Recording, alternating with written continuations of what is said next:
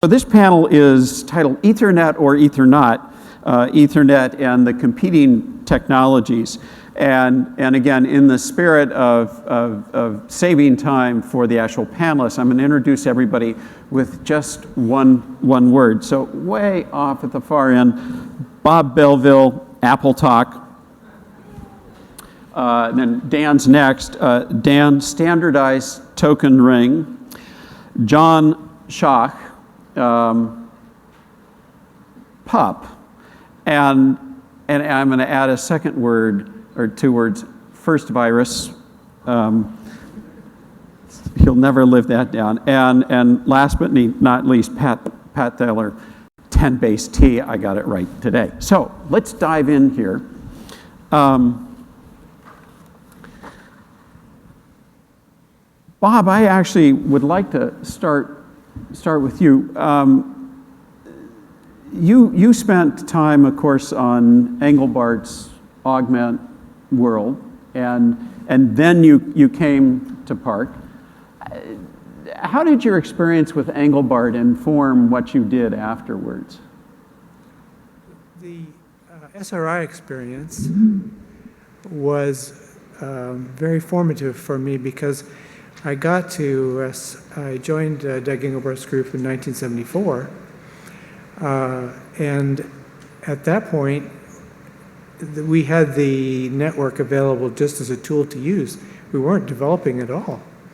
I remember very clearly one day and sitting there with an online conference with a guy at MIT, sitting in Menlo Park, with a video projector showing his slides, and Doug talking about the system that we were talking about had nothing to do with the network or anything. That was already in 1974 so transparent when I got there that we didn't spend a lot of time thinking about it.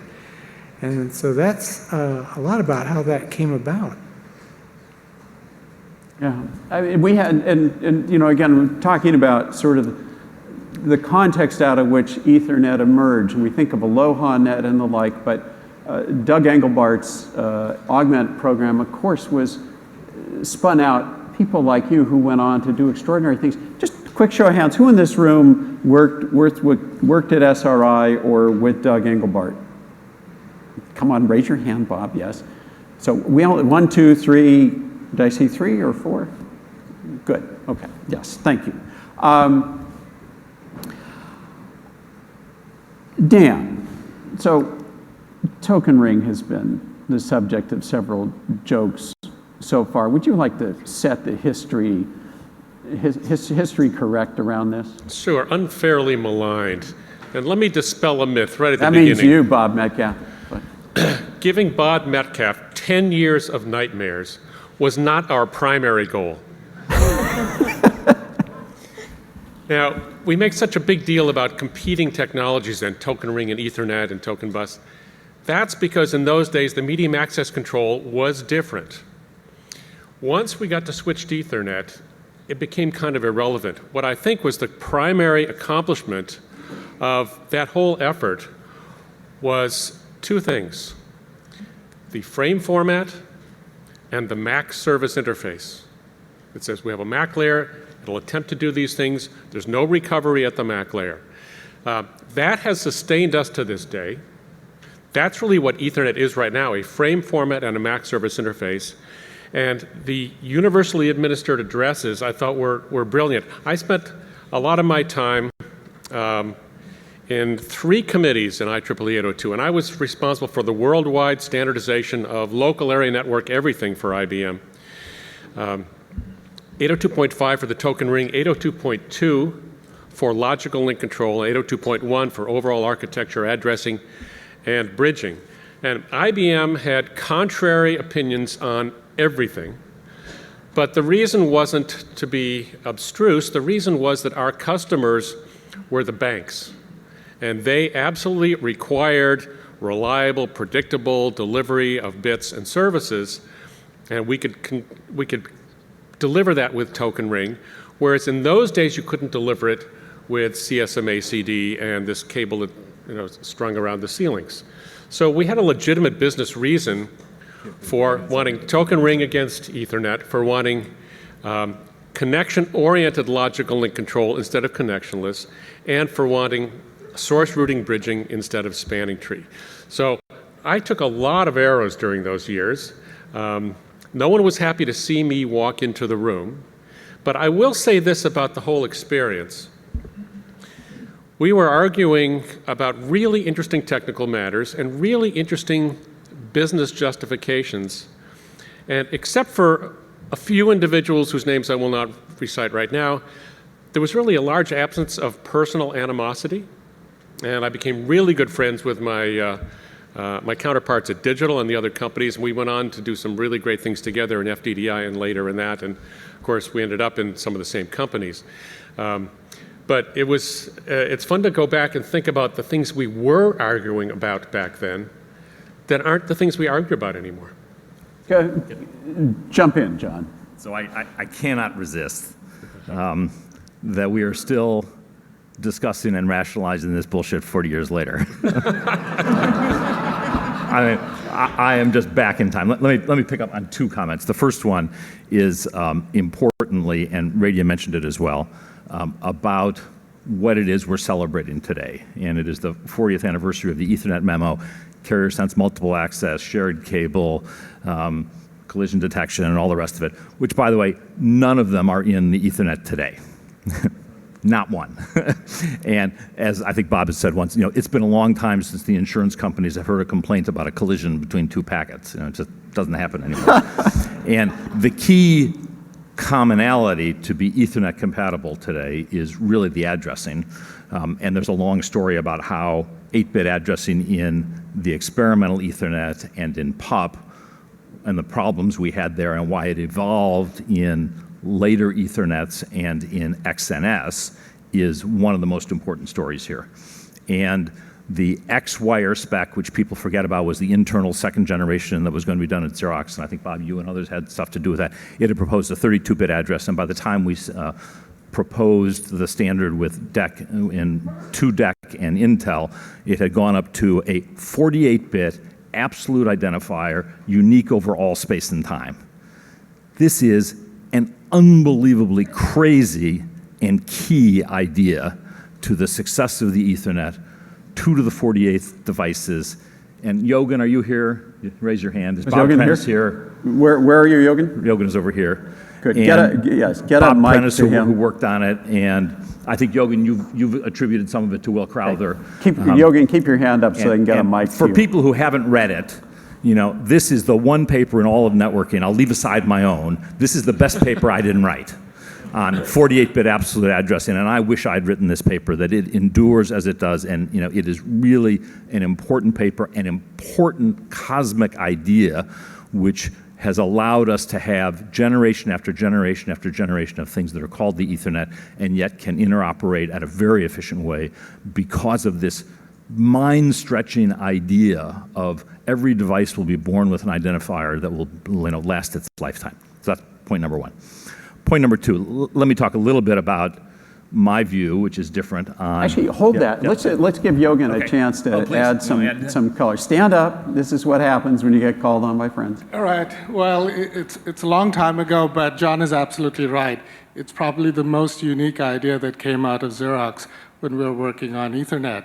And Will Crowther and a number of other people are credited with the idea of saying you don't have relative host IDs, you should really have something that's absolute.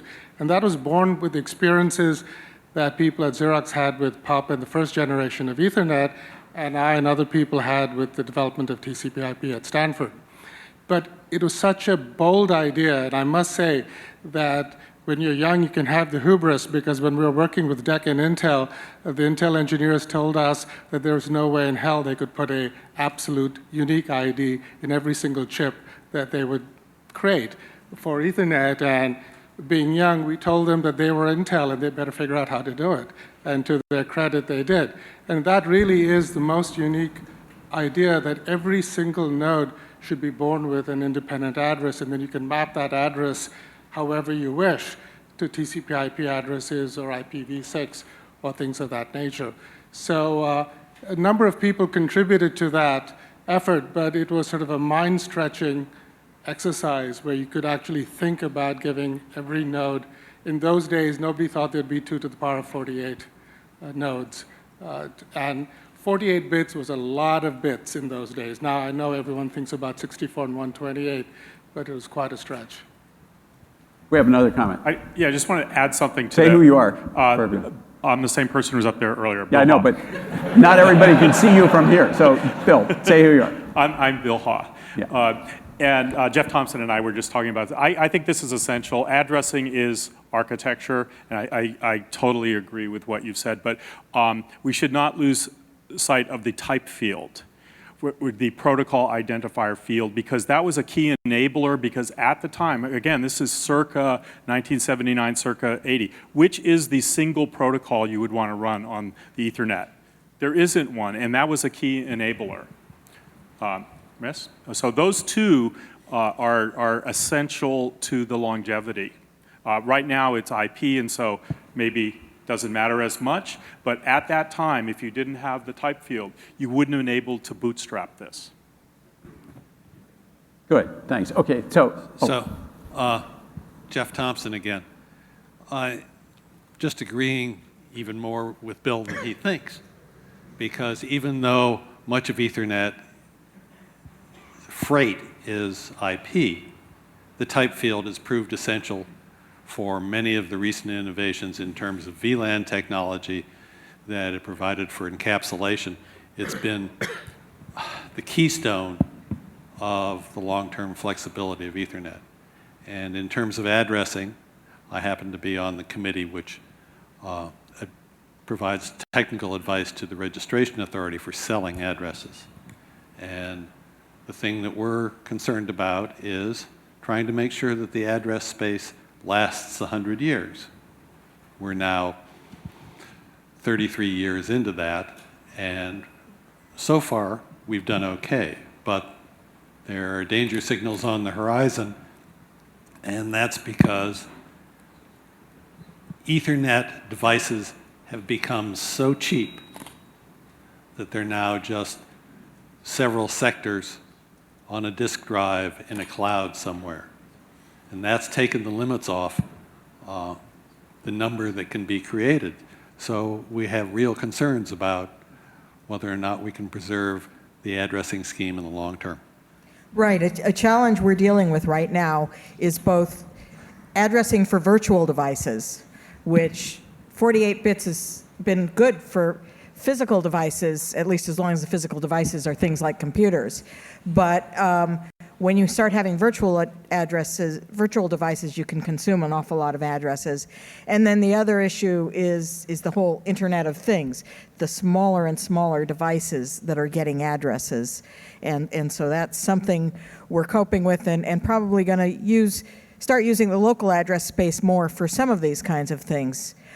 I also wanted to respond to my friend Dan here, and my line is that Ethernet, the original Ethernet, had a deterministic physical layer with a probabilistic MAC layer. In other words, we relied on probability for the CSMACD algorithm,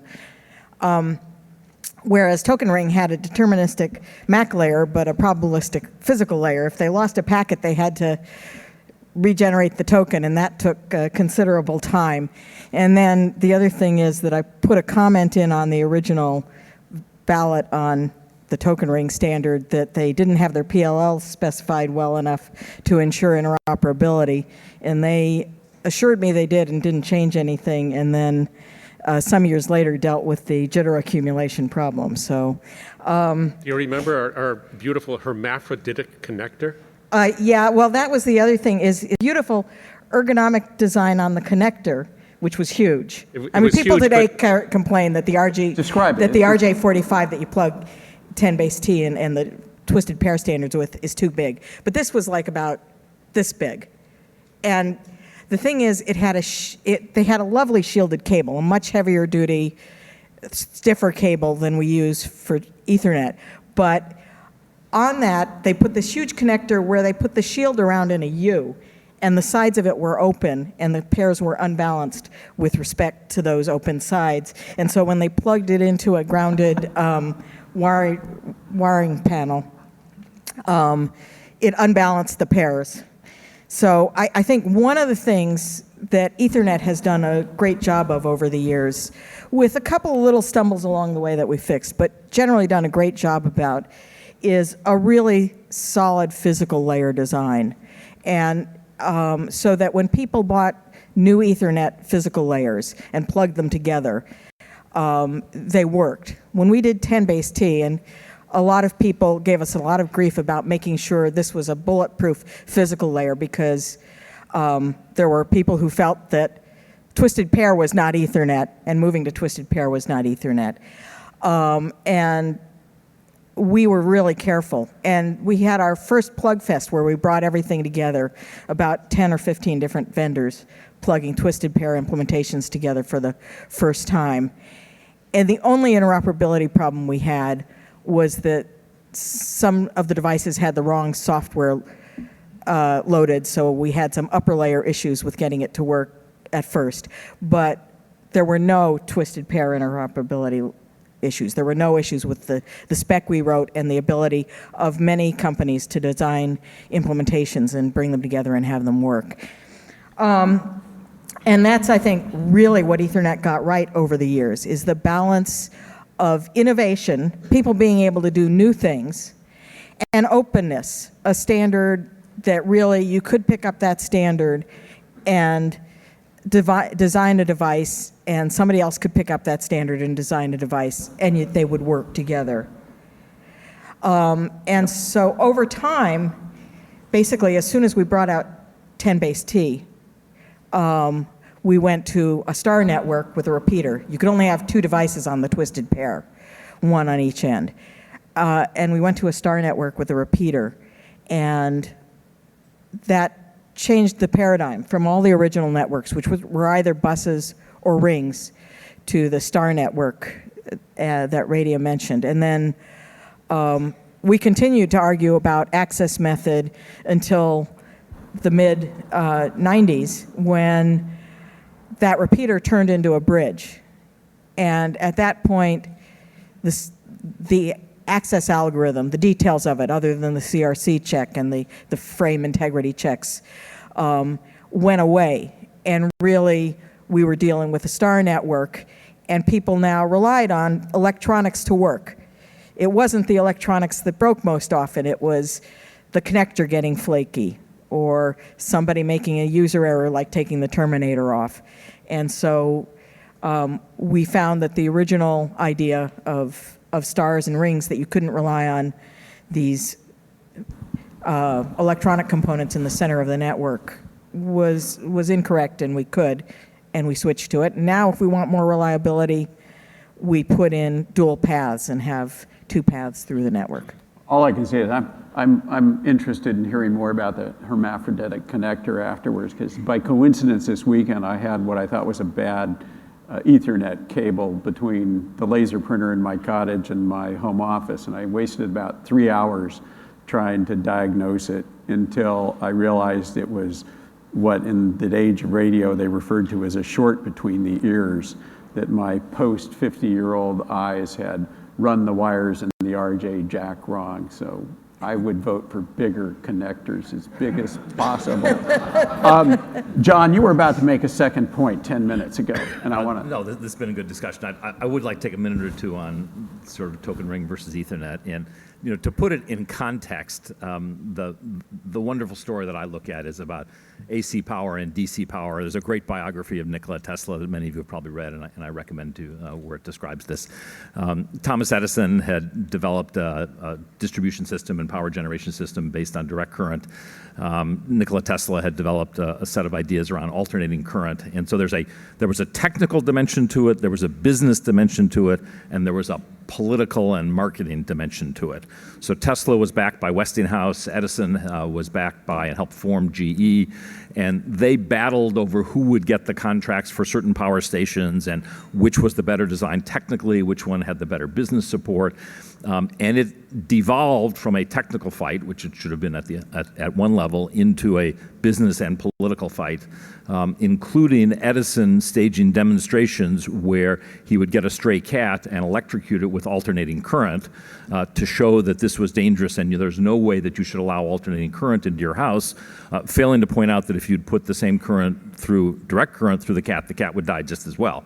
And this was a very bitter struggle at a technical level, a personal level, a business level, a marketing level, which eventually Westinghouse and Tesla won. They got some big orders for some power plants, and then ultimately GE, to their credit, shifted gears, dumped DC, and got into the AC business and really succeeded at it.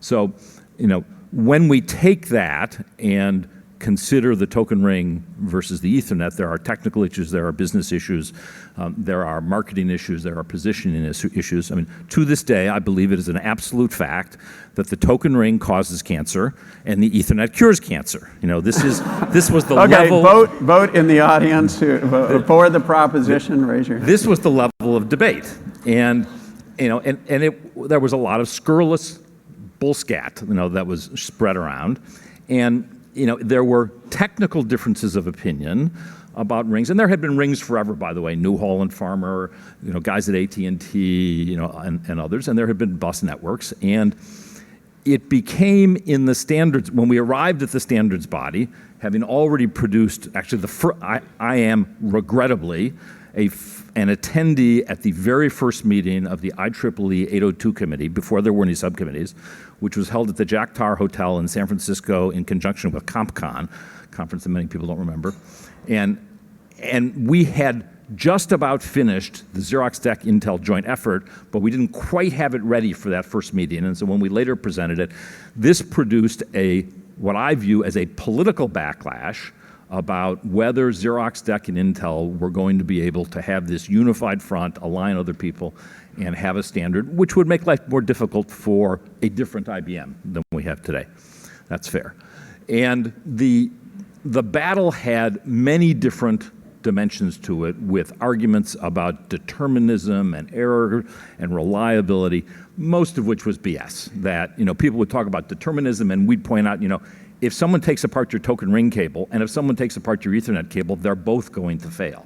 So let's talk about realistically, all of these are probabilistic systems. If you disconnect a token ring at the wrong moment and and you lose the token, there is an arbitrary process to get the token back. And by the way, if you get a second failure with some minuscule probability, you're going to have to go and generate the token again. And we had these obscure arguments about angels dancing on the head of a pin, which we finally settled in the IEEE. These were people who succeeded me because I couldn't stand it anymore, and as you can tell.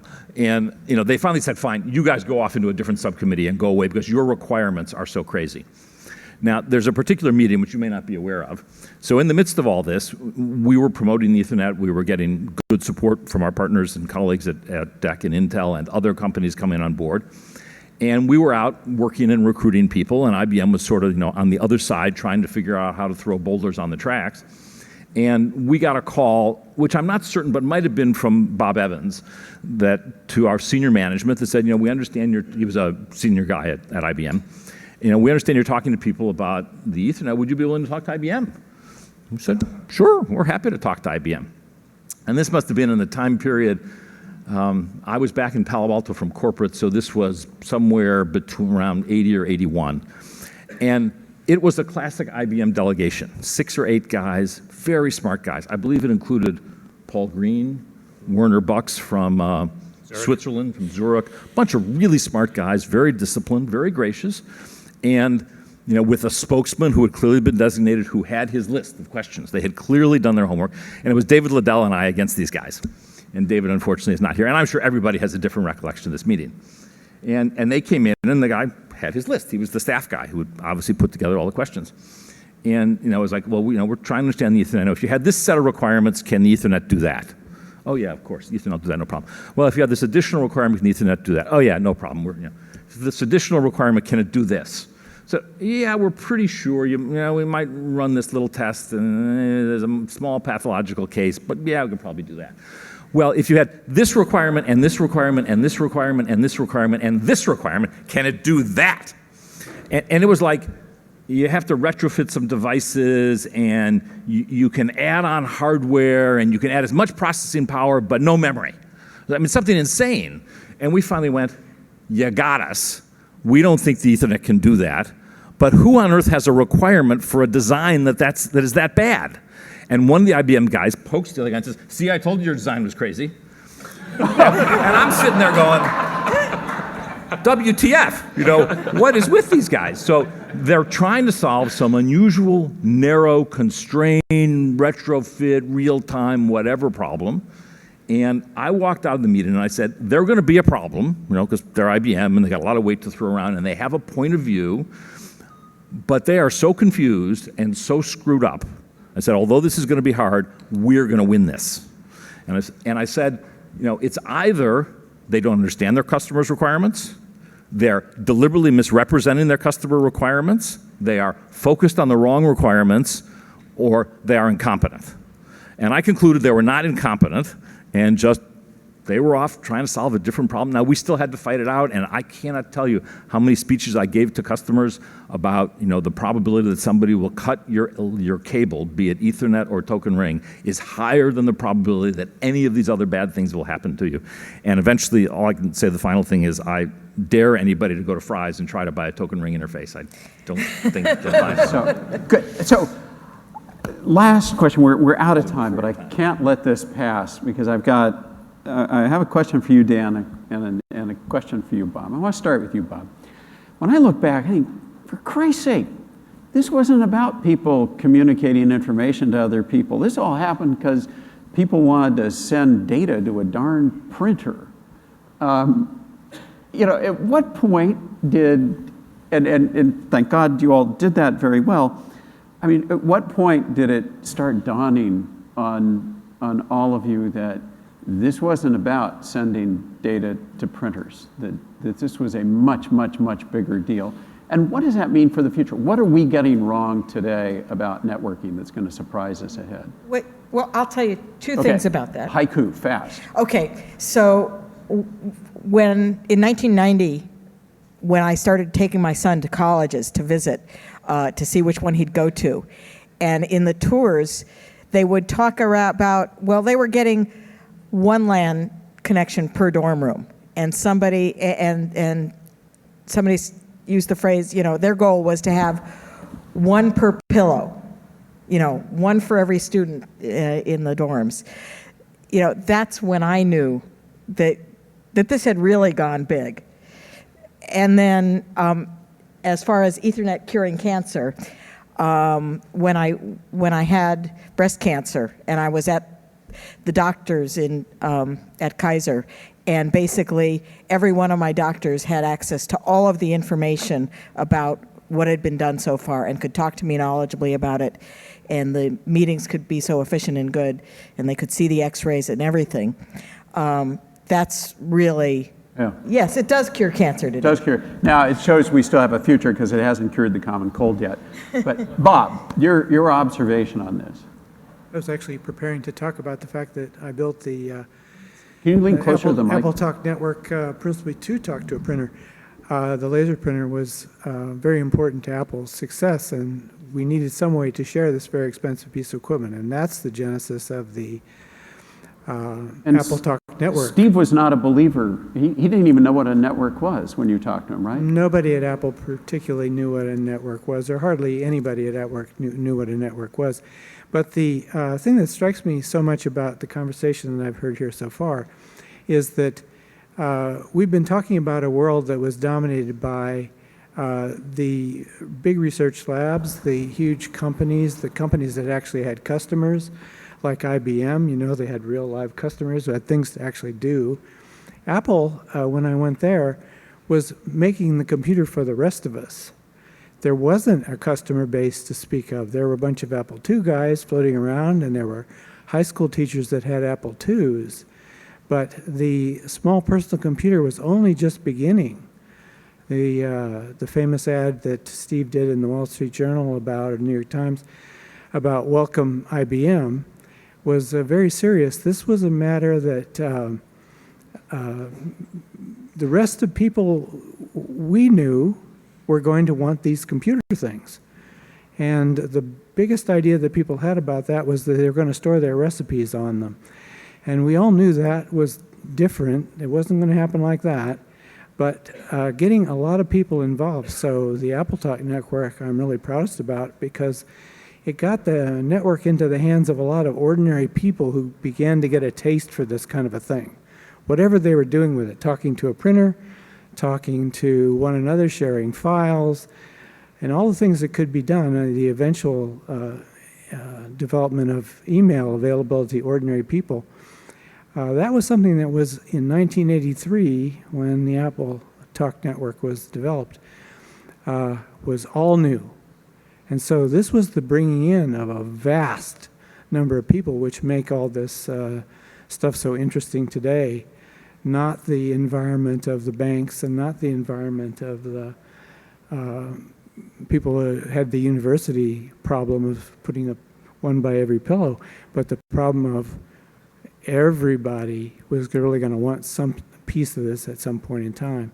And that was what I was so proud of about the AppleTalk network, is it helped to accomplish that. That's great. So Dan, very last question for you. We're way out of time, but the arc of your career is actually pretty extraordinary. You went from IBM, through all this innovation in academics, and now you're the executive director of the Open Networking Foundation. So you've really continued to have an up-close view on how standards get set and evolve. Are you an optimist or a pessimist around the future of innovations in standards? I think standards serve an important purpose.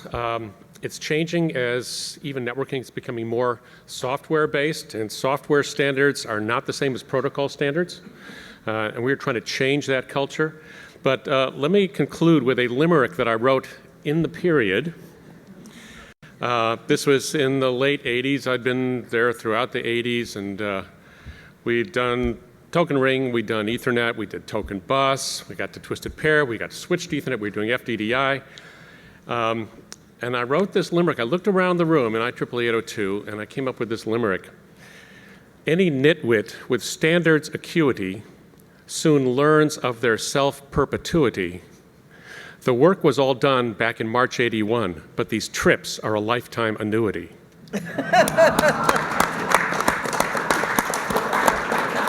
And what a perfect way to finish this panel. Please thank the panelists again.